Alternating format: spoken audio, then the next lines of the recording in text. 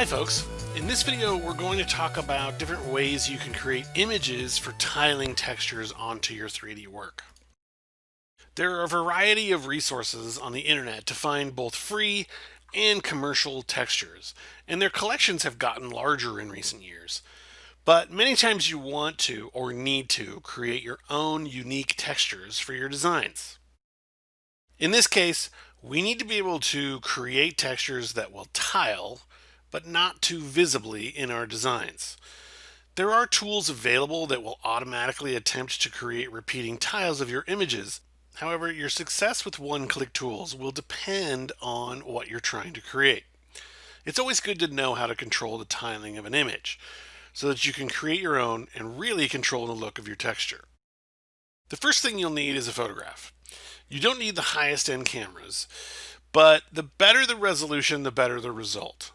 You want to photograph a surface itself. Try to clear other elements away or frame your shot so that just the surface is visible.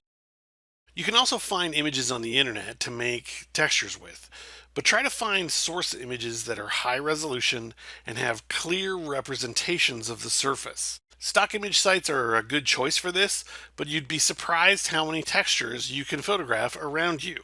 The world is filled with great texture examples, and you should make a point as a 3D artist to be capturing great surfaces everywhere you go. Back at the computer, the first thing you should do after opening an image is attempt to crop it to a square. Images that are used for textures, especially in games, should be formatted in a 1:1 or square ratio. This isn't a hard and fast rule, as you'll see in a bit, but it does speed up the display and frame rate of the games. So when you open an image, you should try to find a good section that will crop to a square. You can look for patterns and find an area of the image that looks consistent and aligns with edges as much as possible. This will save you work down the road.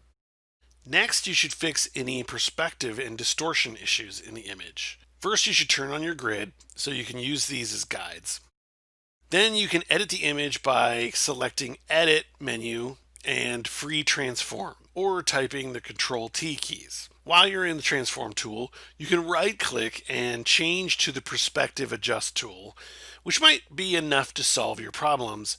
However, you may need to right-click and switch to the Distort tool, which allows you to adjust all of the corners of the transformer box individually. You'll probably just go right to the Distort tool, as it will give you more adjustment flexibility. You also may want to line any linear edges to the edge of the canvas. Again, you're looking to save yourself time and to find natural repeating patterns in the image if they exist. If you're working with man-made materials like brick, you may want to look for the repetition of the brick and align the mortar with the edge. You should fix any glaring color and lighting variations in your image. These will create obvious banding in a tiled image and will definitely make it more difficult to tile your image. You can use the dodge and burn tools set to a large diameter and soft edge to try to create a consistent tone across the image. You can also use the sponge tool to saturate or desaturate areas of the image to make it consistent. You can fix some more glaring lighting variations in a texture by using the high pass technique. Here you will duplicate your layer and then apply the high pass filter. It's under the filter menu under Other. You'll dial in the radius so that you preserve the right amount of detail for your image. You don't want to lose detail, but you also don't want your effect to be negligible. Now you can change the top layer's blending mode to luminosity, and this will even out the lighting of the source image. Now you will resize your image to fit a common resolution standard for texture usage. Typically, this is referred to as a power of 2. Texture files in game engines, or the graphics engines that drive them, specifically want your images to be in multiples of 2. So 2, 4, 16, 32, 64, 128, 256, 512, 1024, 2048, 4096, and 8192. Obviously, lower resolution images load faster, but you should find a resolution that matches the level of detail you need. You don't want to overload an image with an 8196 or 8K texture if it's far in the distance. But you also don't want a tiny 256 pixel texture if you need to show detail. Find the nearest resolution for your requirement and resize to that resolution. And sometimes you may need to increase the resolution a bit in order to achieve that, in which case you should use the Preserve Details 2.0 option to help maintain a clean image. There are limits to enlargement, however. You shouldn't attempt to enlarge an image more than about 120%, or you will get very poor results. You should try for the nearest optimal resolution to your crop. Even if it's large, you can always scale down, but it's difficult to scale up. Now you can offset the image to repair the edges so they don't tile. You can do that with the offset filter. This is located in the filter menu under Other. This filter has inputs for horizontal and vertical offsets, and an option to wrap the edges around the other side. Now you can use this preview to see what the tiled seams will look like. You should type half the pixels of an image in width and height into those boxes so that you have exactly 50% offset, and click Apply. This puts the tiling seam right in the middle of your image, allowing you to work on removing the seam. One of your best tools for eliminating seams in the middle of your image is the Clone Stamp tool. You can Alt-click to select a source and then brush out the harsh edge of the image. You should constantly change the source of your clone stamp depending on the grain of an image. Every part of an image has a particular grain or direction that you need to follow. It might be the edge of a leaf, or the wave in the ocean, or the grain of a piece of wood. You need to work with this grain as you're cloning the image. You might also find success with the Spot Healing Brush tool, which allows you to draw along the offending seam, and the software will attempt to match the stroke to adjacent areas. Occasionally this will create its own problems, and you certainly don't want to create more tiling in your image. You also don't want to blur your image so much that it's nondescript. This is part of the process that really requires a lot of practice and artistic eye. To blend out just enough of the image to remove tiles without creating extra glaringly visible elements that will reinforce the pattern's repeat. You may need to float sections of the base image onto new layers to reuse in different areas to cover up the seam. For instance, a leaf on an organic image or a fastener on a man-made image. You should use all of the tools at your disposal to create the image. Just remember that no automatic process can beat your artistic eye for what you need. This may take some amount of work, but it's worth it to create a compelling and unique material texture. Now that you have a tiled image, you should test it on a larger object to see how it will repeat. You can do this in Photoshop by selecting the New Tiled Painting from Layer in the 3D menu. This will change your workspace to 3D, and it's a bit destructive because in order to continue editing your texture, you would need to double-click on the layer in the Layers menu to open it in a separate window. If you use this option, it might be best for you to view your model and then undo back to the 2D. A better option is to save your texture out as a PNG file and load it into a material in a 3D program. This allows you to apply your texture and material to more complex objects and see how it will look. You can make changes back in Photoshop, resave, and refresh the material to see changes.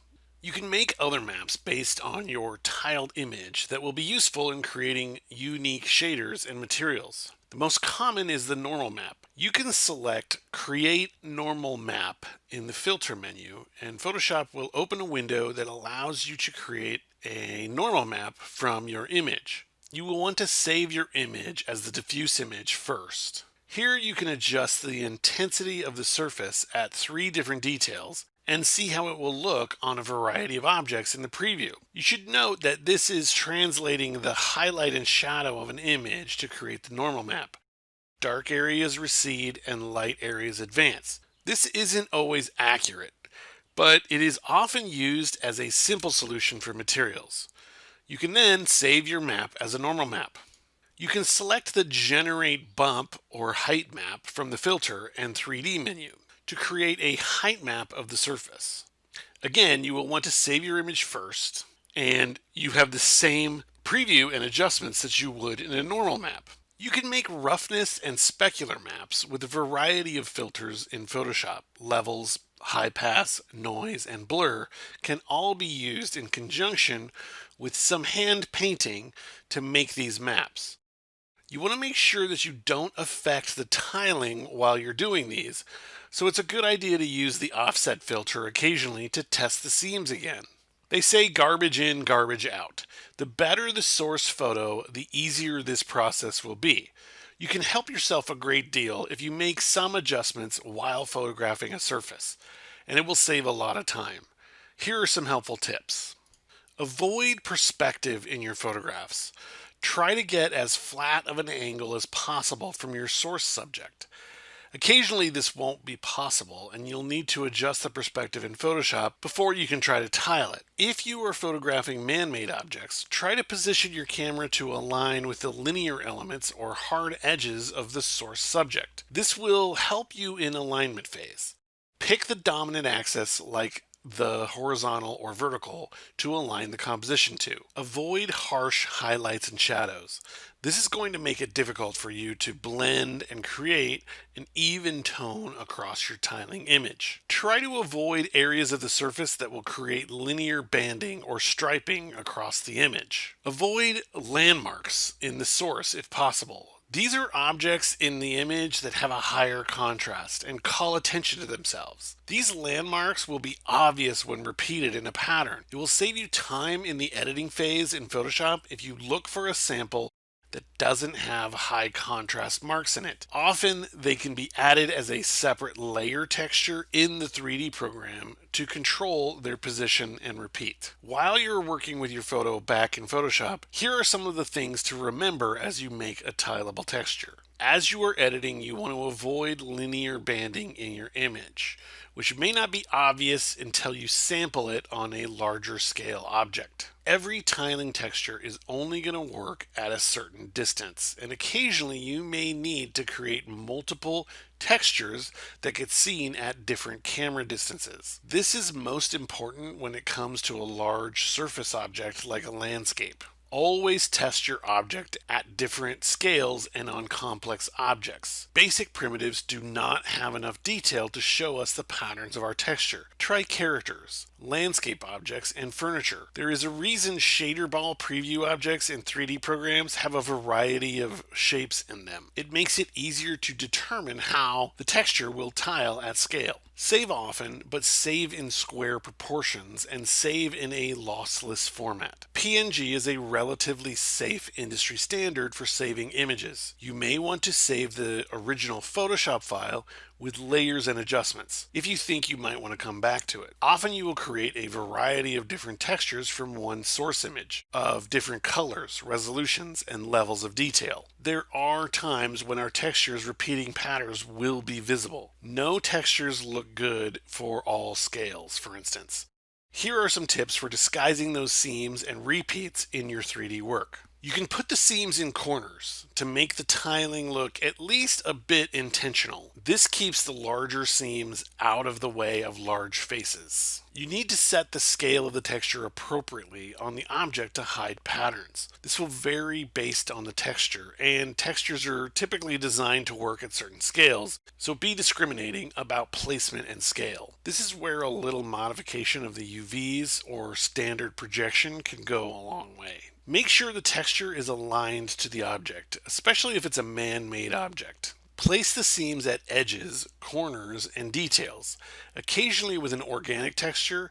Altering the rotation of the texture mapping can help hide the pattern a little bit. Occasionally you will see a rectilinear texture used in 3D, most commonly in architectural workflows, because the tiling will be less obvious. This comes at a cost of 3D performance, but typically architectural visualizers don't care as much about real-time performance. Often a tiling texture can only go so far in creating a realistic surface. It's very likely likely that you will need to layer additional noises or grunge maps on top of your tiling texture at different scales in order to break up the perceived pattern. This is a very common technique in 3D workflows. You will commonly see this done with textures that have alpha channels or transparencies in the image, and occasionally these textures will respond to the geometry of the model. For instance, they may only be applied near certain vertices or edges. You can add layers of textures in the 3D program. Building up complex material systems with different levels at different scales is an art form. You can do this with textures that have an alpha or with procedural textures such as noises and waves. You can think of surfaces as having three broad categories: organic materials, mechanical materials, and mixed materials, in increasing difficulty to create these tiles. Organic materials will have an abstract tiling pattern that will require a lot of cloning and soft brush work to eliminate any landmarks. Mechanical materials often have a linear pattern that have to be recreated and manipulated to align perfectly. Then there is a combination of these materials, where it is a mechanical material that has aged and has organic elements to that. These are very difficult to convincingly tile without layering materials. Okay, so that's a brief intro to creating tiling images for your textures. It's a very important skill to know in a 3D workflow. All right, work well, stay inspired, and I'll see you next time.